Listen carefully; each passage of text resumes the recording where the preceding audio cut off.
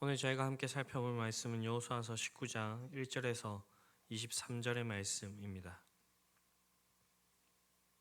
여호수아서 19장 1절에서 23절의 말씀을 저와 여러분들이 합독하여서 함께 나누어 보도록 하겠습니다.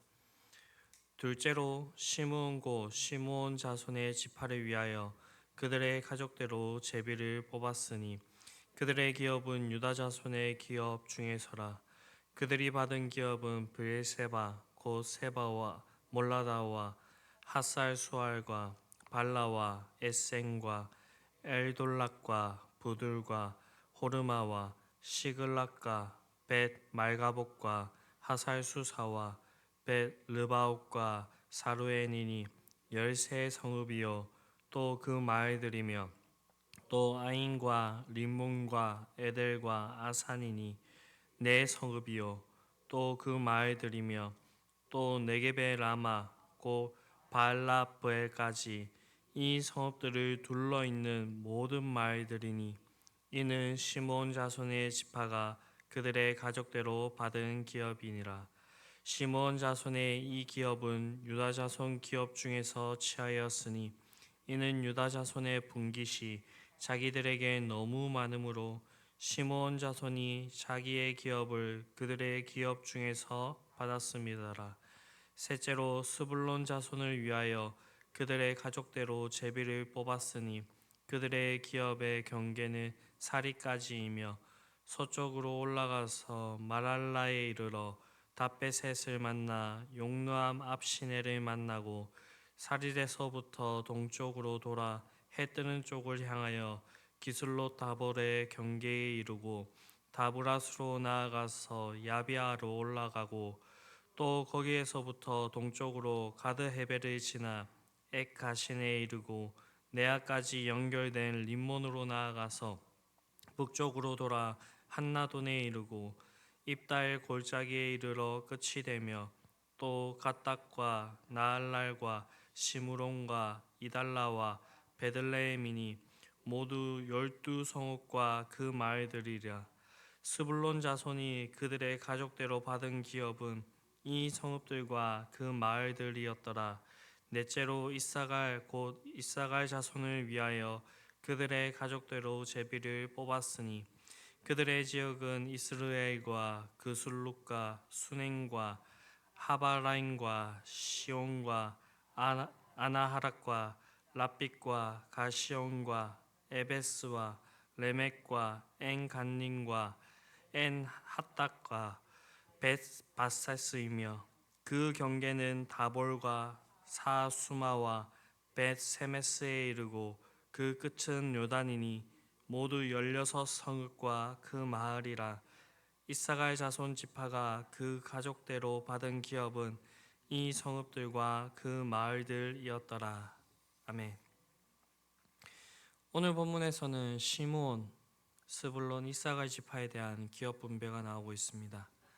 먼저 1절에서 9절을 보게 되면 시므온 지파의 기업에 대한 소개가 나오고 있습니다. 그런데 이러한 시므온 지파의 기업 분배를 살펴보면 다른 지파의 기업 분배에서는 찾아볼 수 없는 특이한 점을 우리가 발견할 수가 있습니다. 그것은 시므온 지파가 그들만이 거주할 수 있는 땅을 따로 받지 못하고 유다 지파 기업 중의 일부를 기업으로 할당받았다라는 것입니다. 이러한 사실은 시므온 지파의 인구가 매우 적었으며 한 지파로서의 그 존립마저도 아주 위태로운 상황에 있었다라는 것을 우리에게 알려주고 있습니다. 실제로도 당시 시므온 지파는 12지파 중에서 가장 적은 인구를 가지고 있었습니다. 그렇다면 시므온 지파가 이처럼 인구가 줄어들고 당당히 독자적으로 일정한 영토를 할당받지 못한 데에는 어떠한 이유가 있었을까요? 그것은 다름 아닌 시므온 지파의 죄 때문이었습니다. 민수기를 보게 되면 시므온 지파는 광야 생활 동안에 그 인구가 절반 이하로 줄어들었습니다.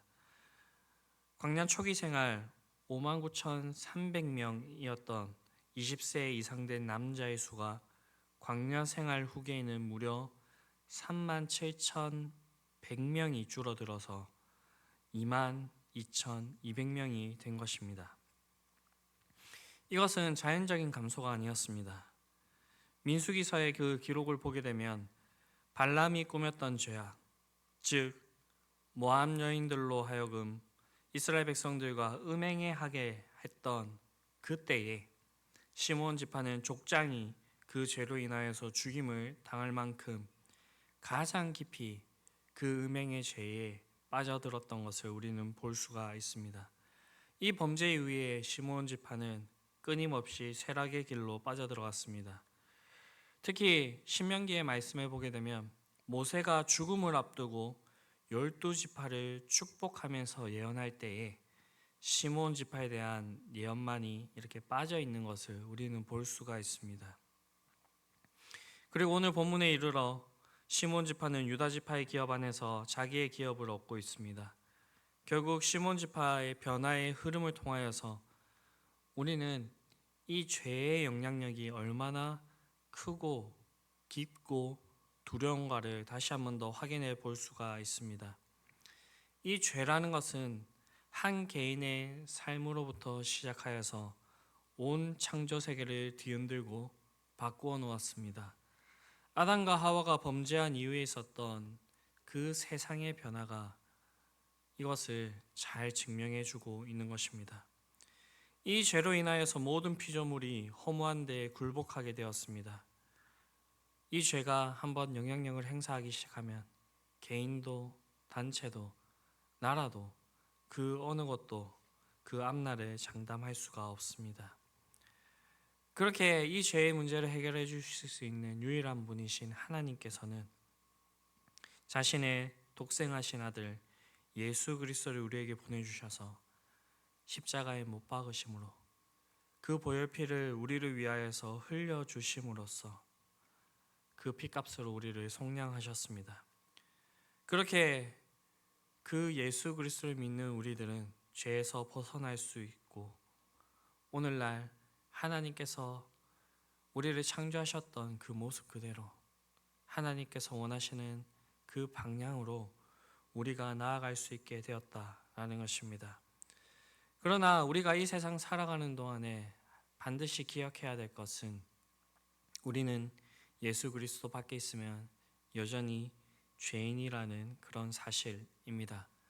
그렇기 때문에 우리가 해야 될 것은 끊임없이 우리의 삶 가운데서 우리의 믿음의 주여 온전케 하시는 그 예수 그리스도를 붙잡아야 된다라는 것입니다. 그렇지 않을 때에 우리는 여전히 죄의 영향력 안에서 그렇게 힘없는 모습으로 살아가게 될 것입니다. 이러한 모습을 우리가 벗어버리고 우리가 죄의 그 모습, 그 모양이라도 벗어버리고 오직 예수 그리스도를 온전히 붙잡으실 수 있는 저와 여러분들이 될 수 있게 되기를 바랍니다. 그렇게 하여서 우리가 스불론과 같은 시몬과 같은 그런 모습을 보이는 것이 아니라 하나님의 그 말씀에 순종하여서 넷째 아들이지만 장자의 그 명분을 얻게 된 유다와 같은 그러한 모습으로 이 세상에서 살아갈 수 있는 저와 여러분들이 될 수 있게 되기를 간절히 바랍니다. 다음으로 10절에서 16절을 보게 되면 스불론 지파에 대한 그 기업에 대한 이야기가 나오고 있습니다. 여기에 보면 스불론 지파는 해안 지역과는 거리가 먼 북부 내륙 지방에서 기업을 얻었습니다. 이렇게 볼 때에 스불론이 해변에 거하게 될 것이라 라고 그렇게 예언을 했던 야곱과 모세의 예언이 빗나간 것으로 보입니다. 그러나 그 안에 그 내용들을 살펴보면 실상 그렇지 않음을 볼 수가 있습니다. 스불론 지파는 비록 내륙 지방의 기업을 얻었지만 그 기업이 동서를 잇는 무역의 요충지에 있었던 까닭에 빈번하게 지중해의 연안 항구 도시를 왕래하였고 심지어는 그곳에 상주하는 사람들이 많이 있음을 볼 수가 있습니다. 따라서 야곱이나 이 모세의 예언은 문자적으로가 아니라고 할지라도 이들의 삶의 그 모습들을 통하여서 분명하게 성취가 된 것입니다. 우리가 여기서 한 가지 찝어볼 것은 우리가 성경을 볼 때에 이 성경을 전체적인 시각으로 보아야 된다라는 것입니다. 오늘날 많은 자유주의 신학자들이 이 성경에 나오고 있는 이런 모습들을 보며 성경의 오류를 주장합니다. 그러나 그들이 이 성경의 내용들을 전체적으로 잘 알지 못할 뿐더러 성경을 전체적인 시각으로 보지 못한 그 결과로 그러한 결론에 도달하게 된다라는 것입니다. 우리가 믿듯이 성경은 하나님의 감동으로 된 것으로 절대 오류가 있을 수가 없습니다. 또 하나님의 예언과 약속은 빗나가는 법이 없습니다. 왜냐하면 하나님께서 온 우주 만물을 다스리시고 섭리하시는 주관자이시기 때문입니다. 그리고 이 하나님은 자신의 약속에 신실하신 하나님이십니다. 그렇게 우리는 우리의 짧은 시각에서 우리 하나님의 말씀이 우리에게 온전히 이루어지지 않았다라고 그렇게 생각하는 것이 아니라 하나님의 그 신실하심과 선하심을 믿으며 우리 하나님께서는 나보다도 훨씬 더 큰 분이시기 때문에 그 수많은 일들 중에서 내가 한 가지, 두 가지밖에 경험하지 못하는구나 그렇게 생각하며 우리 하나님의 그 약속을 온전히 붙들고 나아가야 된다라는 것입니다. 그렇게 할 때에 하나님의 그 약속의 성취와 그 모든 하나님께서 말씀하신 그 내용들이 우리에게 온전히 이루어지게 될 것입니다. 우리의 이러한 불신앙적인 모습을 버리고 믿음의 모습으로 하나님의 말씀을 온전히 신뢰하며 그렇게 나아갈 수 있는 저와 여러분들이 될 수 있게 되기를 간절히 바랍니다. 마지막으로 이사갈 지파의 기업을 소개하고 있습니다. 이사갈 지파는 북쪽으로 납달리 지파, 남쪽으로는 므낫세 지파, 서쪽으로는 스불론 지파, 동쪽으로 요단강을 경계로 하는 갈릴리 바다 주변의 땅에서 그 성읍과 촌락을 기업으로 이렇게 받았습니다. 그런데 이 지역은 비교적 다른 땅들보다는 비옥한 땅이었습니다. 이스라엘 평야가 있어서 농사짓기에 적합했습니다. 이 지역의 대표적인 지역이 바로 나봇의 포도원입니다. 왕이 탐내할 정도니까 그 땅이 얼마나 비옥했는지 잘 증거해 줍니다. 이처럼 이사갈 지파가 비옥한 토지를 기업으로 받은 건 역시 야곱의 예언의 성취입니다. 창세기 49장 15절을 보게 되면 야곱은 이사갈 지파에 대해서는 농사를 지으며 평온한 생활을 하게 되리라 라고 그렇게 예언을 하였습니다.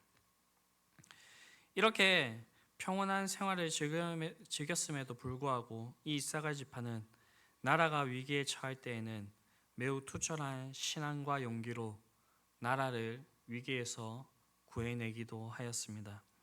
이사갈 지파는 23년간 이스라엘을 통치하였던 돌라를 배출해내었고요. 그리고 남자들이 이 이스라엘 백성들이 온전히 힘을 쓰지 못할 때에 여사사 드보라와 같은 그런 사사를 배출했던 지파입니다. 그리고 위기의 때에 엘리사를 공개했던 수넴 여인 또한 이 이사갈 지파의 한 사람이었습니다. 이처럼 이사갈 지파는 평화를 사랑하면서도 위기의 순간에는 자신의 신앙을 드러내며 용기와 그 신앙을 잃지 아니하는 그러한 담대한 모습을 보여주었던 그런 소유자들이었습니다. 오늘날 이 세상을 살아가는 우리 그리스도인들이 이런 모습을 가져야 되지 않을까 싶습니다. 우리는 화평한 자로서 이 땅 가운데서 평화로운 그러한 모습으로 살아가야 되지만 우리가 우리의 믿음과 신앙을 드러내야 될 때에는 담대하게 우리의 믿음과 신앙을 드러내야 된다라는 것입니다. 이러한 모습들이 저와 여러분들에게 있을 수 있게 되기를 간절히 바랍니다. 그렇게 해서 우리가 이 땅 살아가는 동안에 정말로 하나님을 나타내며 우리의 믿음을 드러내며 하나님께서 기뻐하시는 그러한 삶의 모습들을 살아갈 수 있게 되기를 간절히 바랍니다. 기도하시겠습니다. 사랑과 은혜가 풍성하신 아버지 하나님, 오늘 시므온으로부터 시작하여서 이사갈에 이르는 세 지파의 기업 분배를 살펴보았습니다. 우리가 죄를 멀리하고 하나님께서 우리에게 약속하신 것들을 믿으며 이 세상 가운데서 우리가 평화를 그렇게 나타내 보이며 우리의 믿음과 신앙을 분명히 그렇게 나타내며 살아갈 수 있는 그런 자들이 될 수 있게 되기를 원합니다. 이것은 우리의 힘으로 되지 않음을 그렇게 우리가 고백합니다. 우리의 믿음의 주여 온전케 하시는 그 주님께서 오늘 우리의 삶 가운데 함께해 주시고 우리가 그분을 의지하고 그 길을 따라갈 때에 하나님께서 우리에게 약속하신 그 모든 것들을 이루어 주시기를 간절히 원합니다. 그렇게 하여서 우리의 신앙의 연수가 더해가면 더해갈수록 이러한 신앙의 모습과 믿음들이 더욱더 쌓이게 하여 주시고 우리가 더욱더 주님 앞에서 믿음의 장성한 분량까지 자라난 자처럼 그렇게 살아갈 수 있도록 우리를 붙들어 주시옵소서. 이 모든 말씀 우리를 구원하신 예수 그리스도의 이름으로 기도드립니다. 아멘.